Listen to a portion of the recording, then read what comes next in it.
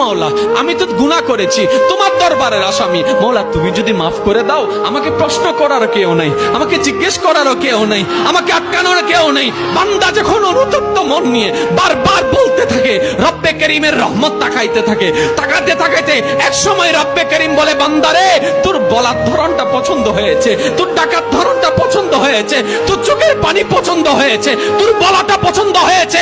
এবার মাওলা বলে, আমি তোর সারা জীবনের কত গুনাহ করছিস? বান্দা বলে, মাওলা 40,000 পার হয়ে গিয়েছে। কেউ বলে যে মাওলা পাহাড় পরিমাণ হয়েছে, কেউ বলে যে মাওলা আসমান পরিমাণ হয়েছে। এবার মাওলা বলে যে আমি মাফ করে দিলাম, আমি মাফ করে দিলাম, আমি মাফ করে দিলাম, আমি মাফ করে দিলাম, আমি মাফ করে দিলাম, আমার বান্দাকে আমি মাফ করে দিলাম। ফেরেশতা বলে, মাওলা এত বড় গুনাহগার, এত বড় আসামি, হাজার গুনাহগার, হাজারটা গুনাহ তওবা করেছে একবার, মাফ চেয়েছে একবার, তুমি মাফ করে দিলা, তুমি মাফ করে দিলা। রব্বে করিম বলে, মাফ করব না তো কি করব?